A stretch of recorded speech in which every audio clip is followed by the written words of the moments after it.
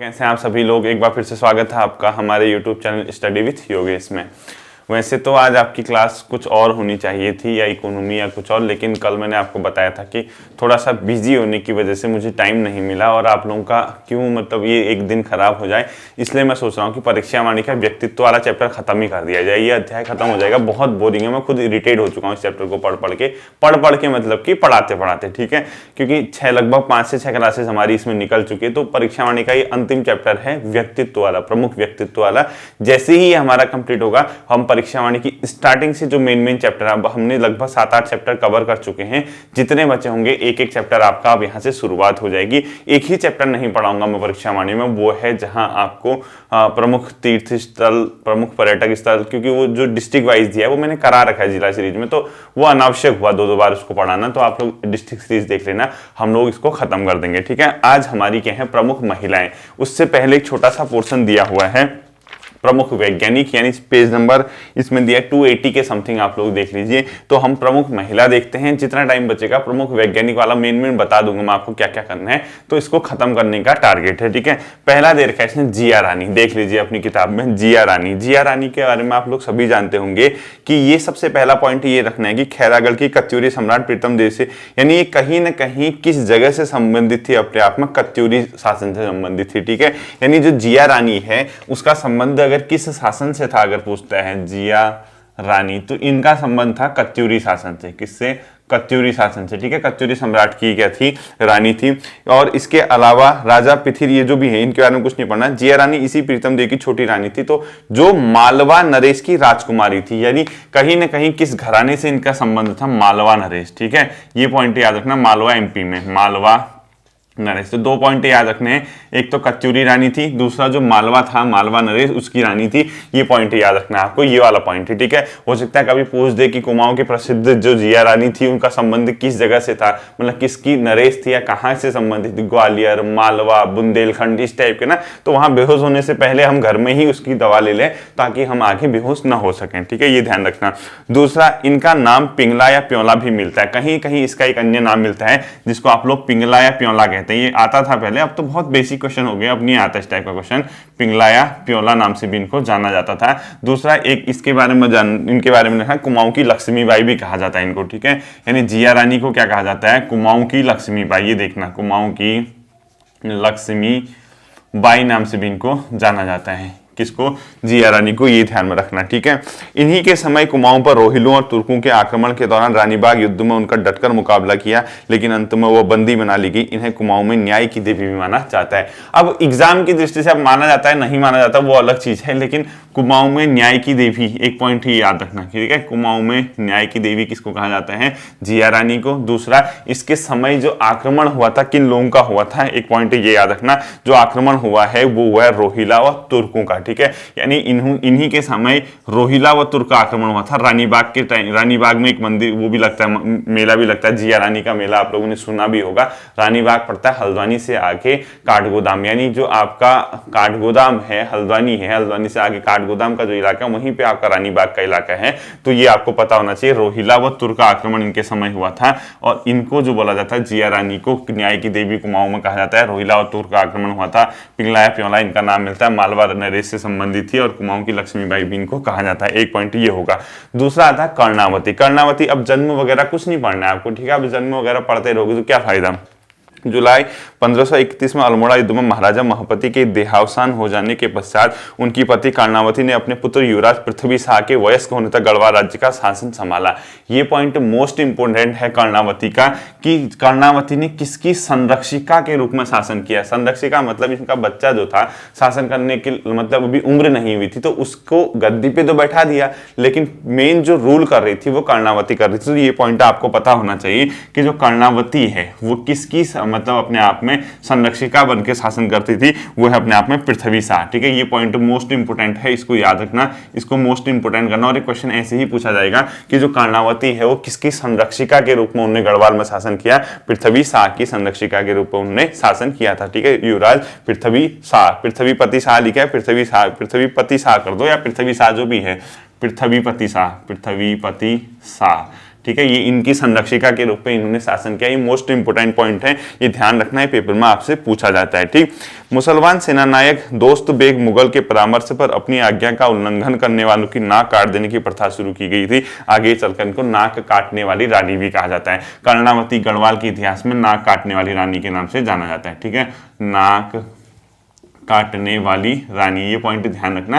बहुत हल्के क्वेश्चन है, बेसिक क्वेश्चन है, किसी जमाने में आया करते थे कि नाक काटने वाली रानी, कुमाऊं की न्याय की देवी, इस टाइप के। ठीक है, ये ध्यान रखना। उन्होंने शाहजहां के शासनकाल के नवाजत खां के नेतृत्व में भेजी गई मुगल सेना का गढ़वाल में मोहन चट्टी पर बुरी तरह से पराजित किया। ये मोस्ट इंपोर्टेंट पॉइंट है कि जो महारानी कर्णावती थी उसके समय किस मुगल शहजादे की सेना ने गढ़वाल पर आक्रमण किया था? शाहजहां। ये मोस्ट इंपोर्टेंट है, ऐसे ही क्वेश्चन लिख दिया करो जैसे मैं बोलता हूं। ठीक है, यानी महारानी कर्णावती के समय किस मुगल शहजादे की सेना ने गढ़वाल पर आक्रमण किया था, जिसको इसने क्या किया था? पराजित किया था, हराया था। तो शाहजहां की सेना थी जिसने गढ़वाल पर आक्रमण किया था। और इसको पॉइंट आपको ध्यान रखना है कि शाहजहां की सेना ने गढ़वाल पर अटैक किया था। अब कई लोग कह रहे होंगे सर क्या पढ़ा रहे हो किताबी, तो मैंने पहले ही कहा कि परीक्षावाणी पढ़ा रहा हूँ, ये परीक्षावाणी ही देख लीजिए। आपको कई लोगों को दिक्कत होती है, समझ नहीं आता इसको कैसे प्रिपेयर करें, उसी वजह से इसको मैं पढ़ाता हूँ। ठीक है, अगला, मोहन चट्टी में बुरी तरह से पर मोहल चट्टी पे पराजित किया। कौन सी जगह पे किया था? मोहल चट्टी। ऐसा क्वेश्चन नहीं आता, बट ये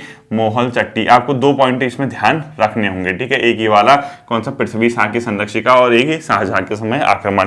अगला आता है तीलू रौतेली। इसके बारे में आपको, इनके बारे में थोड़ा सा मैं रिक्वेस्ट करूंगा, विकिपीडिया वगैरह का वो ले लेना। ठीक है, तीलू के हैं रौतेली, इनके बारे में पढ़ना है तो थोड़ा सा आप लोग इंटरनेट वगैरह से, क्योंकि इनके नाम पे भी अवार्ड वगैरह भी दिए जाते हैं, आप सभी को पता होगा, महिला सशक्तिकरण के क्षेत्र में। तीलू रौतेली, इनके बारे में देखें, 17वीं शताब्दी में गुराड़ गांव पौड़ी में जन्म लेने वाली अपूर्व शौर्य संकल्प और साहस की धनी वीरंगना तीलू रौतेली को गढ़वाल के इतिहास में झांसी की रानी कहा जाता है। ठीक है, गढ़वाल के इतिहास में झांसी की रानी किसको कहा जाता है?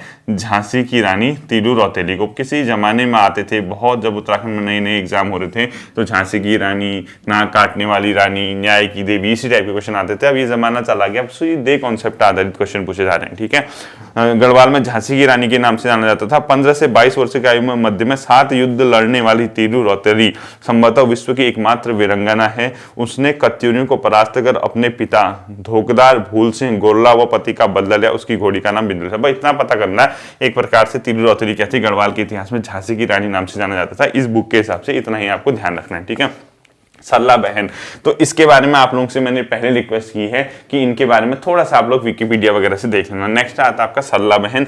इनका जन्म 1901 में इंग्लैंड में हुआ था, यानी इनका जो सल्ला बहन है उनका जन्म गांव था इंग्लैंड में, यानी ये इंग्लैंड से संबंधित है। तो आपको ये नहीं पढ़ना है कि इनका जन्म कब हुआ था। सल्ला बहन का इंग्लैंड में हुआ था, ये पता होना चाहिए। मिस कैथरीन हाइलामन इसका जो था वास्तविक क्या था, मूल नाम था। ये क्वेश्चन आता है पेपर में।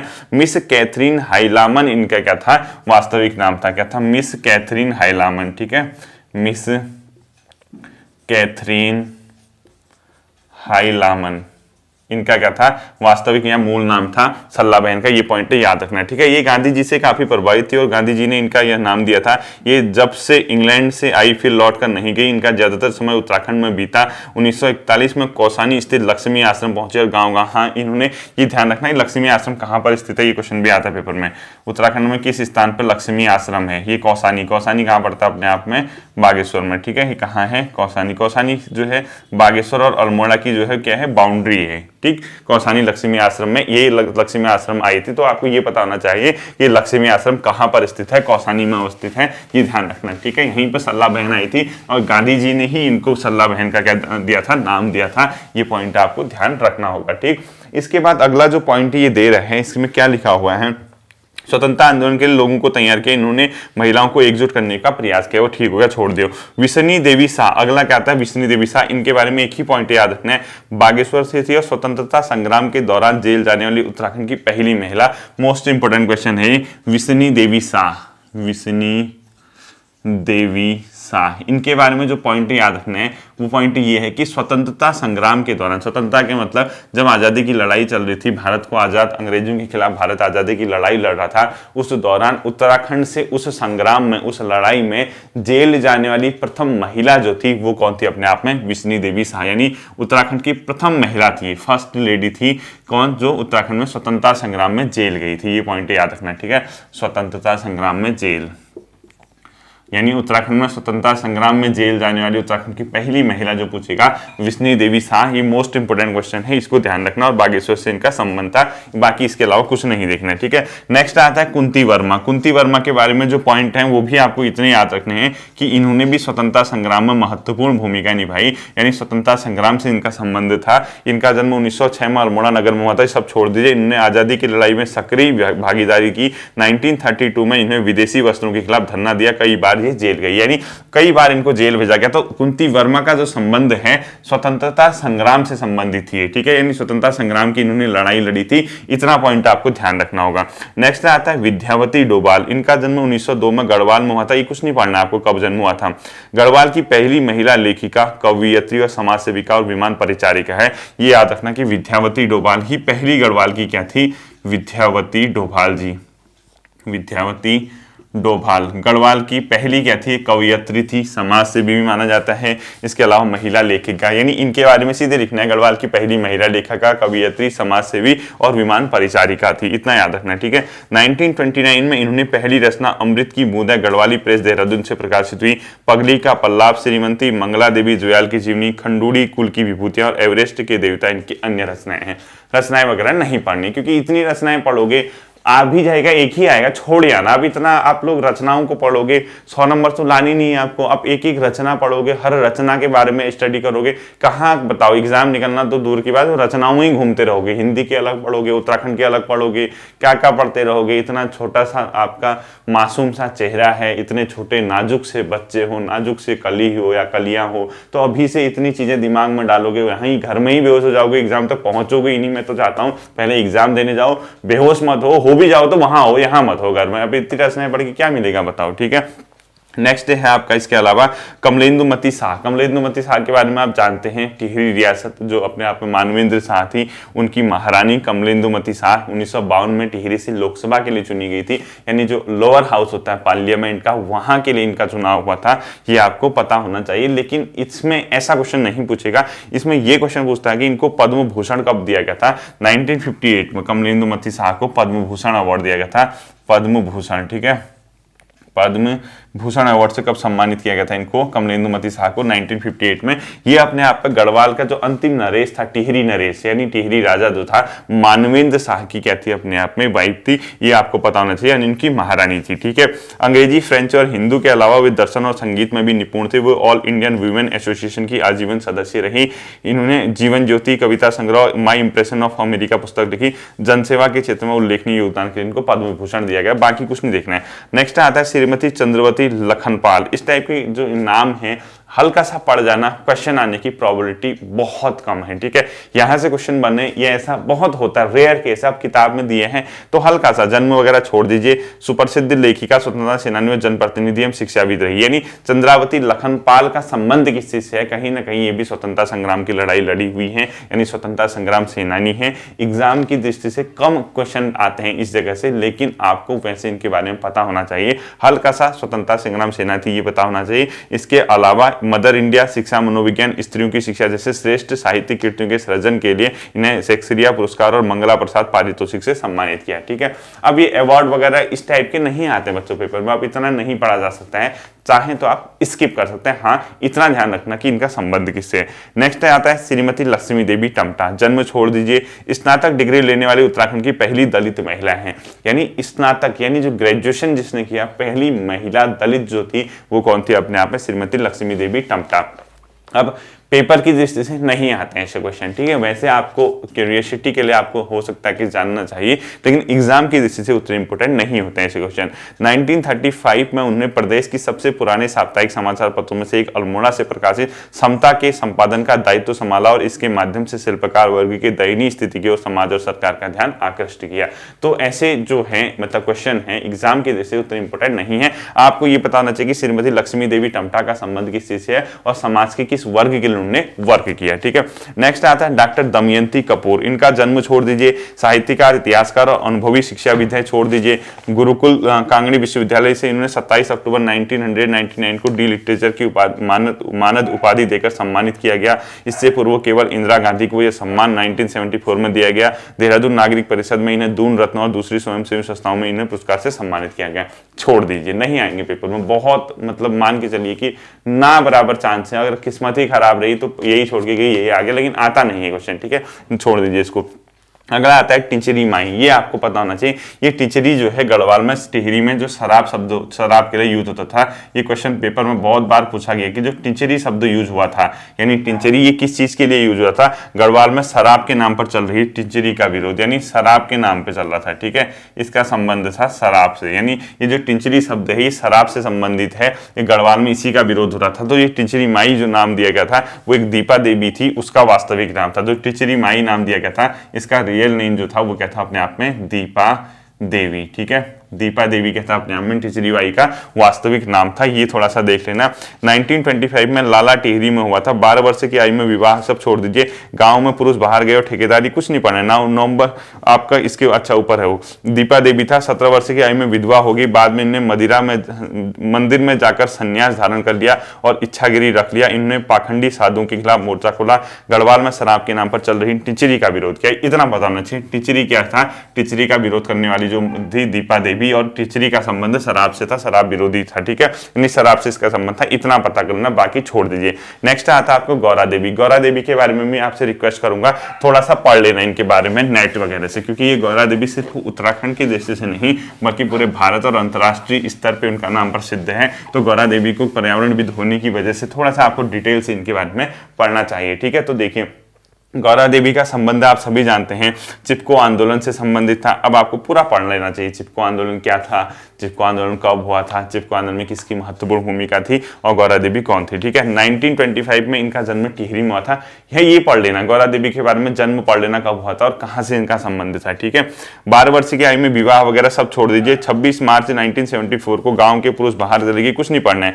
नवंबर 1986 में इन्हें प्रथम वृक्ष मित्र पुरस्कार मिला था। एक पॉइंट ये याद रखना, गौरा देवी को प्रथम वृक्ष मित्र पुरस्कार कब मिला था? प्रथम वृक्ष मित्र पुरस्कार कब मिला था गौरा देवी को? 1986 में मिला था नवंबर। और दूसरा चिपको वीमेन नाम से किसको जाना जाता था? गौरा देवी को जाना जाता था। इनका निधन कब हो गया ये सब छोड़ दीजिए। तो गौरा देवी के बारे में इसमें बहुत कम दिया गया आपकी इस बुक में, तो मैं आप लोगों से रिक्वेस्ट करूंगा गौरा देवी के बारे में थोड़ा सा इंटरनेट वगैरह से आप लोग पढ़ लीजिए। ठीक है, इसके बाद आता है गौरापंत सिवानी। सिवानी जी अपने आप में राजकोट गुजरात के कुमाऊनी परिवार में इनका जन्म हुआ था। सब छोड़ दीजिए। बाकी बाल्यावस्था, प्राथमिक शिक्षा कहाँ से हुई है कुछ भी नहीं पढ़ना आपको। इन्होंने जो प्रसिद्ध रचनाएं थी उसमें थोड़ा सा देख लेना, एक विषकन्या को इंपोर्टेंट कर देना। यानी इनकी जो कुल उपन्यास वगैरह रचनाएं थी उसमें एक विषकन्या एक अपने आप में, इसके अलावा गहरी नीति, सब छोड़ दिए। एक विषकन्या याद रखना। विषकन्या किसकी रचना है? ये गौरा देवी सिवानी की है। ठीक है, ये मतलब अपने आप में गौरापंत सिवानी की कौन सी विषकन्या, ये रचना जो है अपने आप में ये ध्यान रखना है किसकी है? गौरापंत सिवानी की रचना है। और बाकी इनके बारे में जो चीजें हैं, संबंध किस चीज से है, यानी किस फील्ड से इन्होंने वर्क किया, ये आपको पता होना चाहिए। ठीक है, 90 पद्मश्री सम्मान 1981 में, महादेवी वर्मा सम्मान 1994 में, सुब्रमण्यम सम्मान 1995 में, हिंदी सेवा निधि राष्ट्रीय पुरस्कार 1997। ये जो पुरस्कार हैं इसमें एक पद्मश्री ध्यान रखना, एक महादेवी वर्मा सम्मान याद रखना। 2 ही अवार्ड आपके लिए काफी हैं, बाकी सब छोड़ दीजिए। नेक्स्ट आता है प्रोफेसर सुशीला डोभाल। यानी सुशीला डोभाल जी के बारे में उत्तराखंड की प्रथम महिला कुलपति होने का, यानी प्रथम महिला कुलपति जो थी, चांसलर जिसको आप लोग बोलते हैं, तो प्रथम महिला कुलपति कौन थी? प्रोफेसर सुशीला डोभाल थी। इसके अलावा आपको कुछ भी नहीं पढ़ना है। ठीक है, नेक्स्ट आता है सुश्री राधा भट्ट। इसके बारे में, इनके बारे में जो जन्म वगैरह है ये सब चीजें कुछ नहीं पढ़ना आपको। लक्ष्मी आश्रम कौसानी में इनने सक्रिय भूमिका निभाई, ये वो कुछ नहीं आता पेपर में, इसको भी स्किप कर सकते हैं आप लोग। इसके बाद आपका इनके बारे में एक पॉइंट लिखा है 1992 में इन्हें जमुना लाल बजाज पुरस्कार से सम्मानित किया गया। आएगा नहीं पेपर में, मान के चलिए बहुत रेयर केस है, किस्मत ही खराब होगी तभी आते हैं ऐसे क्वेश्चन, वरना इतने इंपॉर्टेंट एग्जाम की दृष्टि से नहीं है। वैसे तो सम्मान मिला है तो बहुत बड़ी बात है, लेकिन एग्जाम में इतना सब कुछ नहीं आता है। ठीक है, इसके बाद आपका आता अगला मृणाल पांडे। देखिए मृणाल पांडे। ठीक है, मृणाल पांडे जो थी वो गौरापंत शिवानी की पुत्री है। तो सिर्फ ये पता करना कि मृणाल पांडे का संबंध किससे से, यानी उनका जो फील्ड है, किस फील्ड में उन्होंने वर्क किया है, ये आपको पता होना चाहिए। शिक्षाविद, कलाविद, संगीत वगैरह इस फील्ड में उन्होंने काम किया। बाकी आपके एग्जाम की दृष्टि से उतना कुछ भी इंपोर्टेंट नहीं है। नेक्स्ट लिखा है दीक्षा बिष्ट, राष्ट्रीय स्तर की वैज्ञानिक पत्रिका विज्ञान प्रगति का लगातार 12 से 13 वर्षों तक संपादन किया, इधर उधर रही। ये कुछ नहीं आता आपका, साइंस फील्ड से कहीं ना कहीं इनका संबंध रहा होगा, क्योंकि ये जो बुक है उसके आधार पे लग रहा है। चाहे तो आप इसको भी स्किप कर सकते हैं। प्रभा किरण, ठीक है, समाज सेवी, सामाजिक कार्यकर्ता, छोटे पर्दे की एक संपादक, पत्रकार, ये सब चीजें हैं। इसके बारे में भी या इनके बारे में सिर्फ इतना ही देखना है आपको, इनका संबंध किस चीज से है, बाकी कुछ भी नहीं पढ़ना है। ठीक है, एक नीचे अगला पॉइंट लिखा है प्रथम गढ़वाली फिल्म जगवाल, यानी ये क्वेश्चन आता है प्रथम गढ़वाली फिल्म कौन सी थी, जगवाल थी। ठीक है, पेपर में पूछा जाएगा आपसे कि प्रथम गढ़वाली फिल्म कौन सी थी, जगवाल। इसके निर्देशक वगैरह आप लोग नेट वगैरह से ढूंढ लेना। प्रथम गढ़वाली फिल्म का प्रकाशित हुई थी, कौन सी थी, जगवाल थी। ये क्वेश्चन पेपर में आता है। ठीक है, और हिमालय गल्ली की प्रोडक्शन, ये कुछ नहीं आता बाकी। नेक्स्ट आता है कैप्टन भावना गुर्रानी। ठीक है, पहली सैन्याधिकारी माना जाता है इनको, ये उत्तराखंड की पहली सैन्याधिकारी थी कैप्टन भावना गुर्रानी, यानी आर्मी में ऑफिसर बनने वाली उत्तराखंड की पहली महिला थी। पेपर की दृष्टि से पहले आते थे, आजकल तो बहुत रेयर केस है कि ऐसे क्वेश्चन पेपर में आए, क्योंकि अब थोड़ा सा कॉन्सेप्ट आधारित, आपके ज्ञान पे आधारित पूछने लग गया। अभी इस टाइप के फैक्ट जो है पेपर में नहीं आते कि पहला सैन्य अधिकारी, पहला प्रोफेसर, ये पहला वकील, पहला ये वो कुछ नहीं आता पेपर में अब। ठीक है, नेक्स्ट मेजर कुमारी माया टम्टा, मेजर जनरल कुमारी माया टम्टा, इनका भी जो नाम है, भारत की ही नहीं विश्व की पहली महिला मेजर है। पहली महिला मेजर जो है विश्व, भारत की नहीं पूरे वर्ल्ड लेवल पे तो उत्तराखंड की है ये, मेजर जनरल कुमारी माया टम्टा इनका नाम है। ठीक है, यानी पूरे विश्व की या भारत की या उत्तराखंड की जो है हर जगह पहली यही थी, कुमारी माया टम्टा मेजर जनरल। तो एग्जाम की दृष्टि से इतने इंपोर्टेंट अब नहीं रहे। ठीक है, नेक्स्ट मधुमिता बिष्ट, इनका संबंध पूछता है किस चीज से है मधुमिता बिष्ट का, मधुमिता बिष्ट, इनका संबंध लिख लेना बैडमिंटन से है। ठीक है, ये बैडमिंटन प्लेयर हैं। एक ये पता होना चाहिए आपको मधुमिता बिष्ट का संबंध किससे है, बैडमिंटन से है। 1982 में इन्हें अर्जुन पुरस्कार और 2006 में पद्मश्री दिया गया था, तो अर्जुन पुरस्कार तो देख लेना। ठीक है, मधुमिता बिष्ट को 1982 में क्या मिला था बच्चों, अर्जुन पुरस्कार। और अर्जुन पुरस्कार किसको मिलता है, स्पोर्ट्स फील्ड में। ठीक है, खेल पुरस्कार वगैरह जो आप कहते हैं, अर्जुन पुरस्कार दिया गया था इनको 1982 में। बाकी पद्मश्री, पद्म भूषण बहुत हो जाएंगे आप लोगों के लिए, इतने आप नहीं पढ़ पाओगे। नेक्स्ट है बाला देवी राणा, इन्होंने 1987 में इंदिरा गांधी वृक्ष मित्र पुरस्कार से सम्मानित बाली देवी विगत 24 से 25 वर्षों में महिला मंगल दल की अध्यक्षता रहते हुए चिपको आंदोलन की प्रमुख भागीदार और पर्यावरण शिक्षा एवं बालवाड़ियों के लिए निरंतर क्रियाशील रही। यानी एनवायरमेंट सेक्शन जो फील्ड है, यानी पर्यावरण का जो सेक्टर है, उसी पे इन्होंने भी काम किया है। एग्जाम की दृष्टि से अब इतने नहीं आएंगे किस फील्ड में, ये देखना, ध्यान रखना। नेक्स्ट दिया है हिमानी शिवपुरी, बहुत मूवीज में आपने नाम देखा होगा इनका, जिस जो मूवी वगैरह जो टीवी वगैरह देखते हैं उसमें देख लेना। हिमानी शिवपुरी एक बार गूगल सर्च कर देना, इनकी शक्ल देखते ही आपको याद आ जाएगी कि हिमानी शिवपुरी जी कौन है। सिर्फ ये पता करना कि इनका संबंध किस चीज से है, ये अपने आप में फिल्म कलाकार हैं। ठीक है, हिमानी शिवपुरी क्या है, फिल्म कलाकार, आर्टिस्ट, फिल्म कलाकार हैं अपने आप पे हिमानी शिवपुरी जी। बस अगला है सुश्री मीनू, सुश्री मीनू जी का संबंध जूडो के राष्ट्रीय, यानी कहीं ना कहीं जूडो प्लेयर रह चुकी हैं। जो रेफरी का भी इनको मतलब अपने आप में पहली भारतीय महिला रेफरी भी चुना गया था अंतर्राष्ट्रीय जूडो में। तो जो सुश्री मीनू है, इनका संबंध जूडो से था, यानी अपने आप पे किस फील्ड में इन्होंने काम किया, सुश्री मीनू, सुश्री मीनू ये किससे है, जूडो से। ठीक है, बाकी देख लेना कि क्या है, कब कोच रही, क्या रही, बाकी कुछ नहीं पूछेगा आपसे, इतना ही पड़ेगा। हंसा मंडाल, ये मोस्ट इंपोर्टेंट है, द्रोणाचार्य पुरस्कार से सम्मानित होने वाली उत्तराखंड की प्रथम महिला कौन है, हंसा मंडाल। ये पॉइंट मोस्ट इंपोर्टेंट है, उत्तराखंड की पहली महिला जिसको क्या मिला था, द्रोणाचार्य, हंसा मंडाल, ये मोस्ट इंपोर्टेंट कर देना है। ठीक है, यानी उत्तराखंड की पहली महिला जिसको द्रोणाचार्य अवार्ड से क्या किया गया था, सम्मानित किया गया था, वो कौन थी, हंसा मंडाल थी। बाकी ज्योतिराव पांडे, ये उत्तराखंड की प्रथम महिला है जो कि IAS परीक्षा पास की, ये कुछ नहीं आता। सुश्री ऋतु उपाध्याय, अल्मोड़ा जनपद की सोनी ताड़ीखेत मूल की अमेरिका में रहने वाली ऋतु उपाध्याय, कुछ नहीं आते हैं क्वेश्चन। ठीक है, नेक्स्ट है निहारिका सिंह, निहारिका सिंह मिस इंडिया अर्थ 2005 चुनी गई थी, अपने आप में उत्तराखंड की निवासी, कुछ नहीं आता। राज्य निर्माणकारी आंदोलन से जुड़ी महिलाएं, इनके नाम लिख लेना है। ठीक है, ये सारे नाम लिख लेना, लिखो, हेडिंग ला लो, राज्य निर्माण आंदोलन से जुड़ी महिलाएं, यानी जब उत्तराखंड राज्य के गठन के लिए आंदोलन हो रहा था, राज्य के निर्माण के लिए प्रोटेस्ट हो रहे थे अलग अलग जगह, तो उसमें बहुत अलग अलग सेक्शन में अलग अलग जगह पे महिलाओं ने भी इसमें भरपूर भागीदारी निभाई और उनका भी इससे संबंध रहा। तो ये लिख लीजिए, राज्य निर्माण आंदोलन से जुड़ी महिलाएं। क्वेश्चन क्या पूछेगा, इनमें से कौन सी महिला उत्तराखंड राज्य निर्माण से संबंधित नहीं है, संबंधित है? तो लिख लीजिए बेलमती चौहान, नाम से लिखना जिसके आप बुक नहीं है, बेलमती चौहान। दूसरा लिख लीजिए हंसा धनाई। तीसरा लिख लीजिए कमला पंत। अगला लिख लीजिए सुशीला बलूनी। अगला लिख लीजिए कौशल्या डबराल। अगला लिख लीजिए सुभाषिनी बर्तवाल। ठीक है, ये नाम आपको लिखने हैं कि उत्तराखंड में राज्य निर्माण आंदोलन से जुड़ी हुई कौन कौन सी महिलाएं। क्या बताया मैंने, बेलमती चौहान, हंसा धनाई, कमला पंत, सुशीला बलूनी, कौशल्या डबराल और सुभाषिनी बर्तवाल। ठीक है, ये आपको राज्य निर्माण आंदोलन से पता होनी चाहिए। ये थी आपकी प्रमुख महिलाएं। अब देखो एक विविध व्यक्ति दिया हुआ है नीचे, वहीं पे हमारा खत्म हो जाएगा फिर। ठीक है, कुंवर सिंह नेगी दिया है, ब्रेल लिपि के क्षेत्र में इन्होंने वर्क किया। ब्रेल लिपि क्या होता है, जो ब्लाइंड लोग होते हैं जिनको दिख नहीं पाता उनके लिए ये लिपि बनाई जाती है, वो इसी के आधार पर समझते हैं चीजों को। कुंवर सिंह नेगी को जो अपने आप में इनका संबंध जो है ब्रेल लिपि के क्षेत्र में इन्होंने महत्वपूर्ण भूमिका निभाई, ये आपको पता होना चाहिए। गोपाल दत्त बिष्ट जी कौन से क्षेत्र में है, इनका नाम हिंदी आंसू लिपि के क्षेत्र में, जो टाइपिंग वगैरह के अलावा जो आपने देखी होगी आंसू लिपि होती है उसमें इनका काम है, उस क्षेत्र में इनका संबंध है, बाकी कुछ नहीं पढ़ना है आपको। तीसरा राजेश मोहन उप्रेती, वर्तमान में राजकीय इंटर कॉलेज गोरंगजौड़ पिथौरागढ़ में अध्यापन, ये कुछ नहीं आता पेपर में। ठीक है, तो ये दो कुंवर सिंह नेगी और गोपाल दत्त बिष्ट का संबंध देख लेना किस किस क्षेत्र से है। ये था आपका प्रमुख महिलाएं। अब पीछे लास्ट एक चीज छूटी हुई है, प्रमुख वैज्ञानिक। अब वैज्ञानिक में 8-10 नाम दिए हुए हैं आपको, जैसे यहां दिया है पंडित नयन सिंह रावत। पीछे वाले पेज में आ जाइए, आपको प्रमुख वैज्ञानिक दिए होंगे।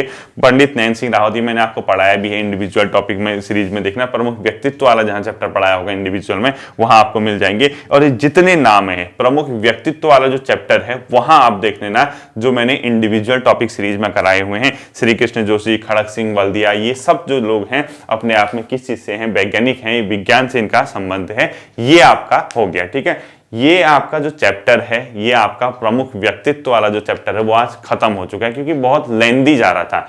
यानी हम दे तो रहे थे चीजों को, एफर्ट तो दे रहे थे, लेकिन उसके बदले हमें चीजें नहीं मिल पा रही थी। चीजें का मतलब अब रोज उसको पढ़ रहे हैं, इतना लेंदी चैप्टर है, हर दिन एक कुछ ना कुछ पढ़ रहे हैं, बट ये हो रहा था कि यार एक तो बेसिक चीजें थी, ये सभी को आती हैं, फिर उसके बाद हम इतना समय इसमें नहीं दे सकते। तो आज हमारा ये एंड हो चुका है।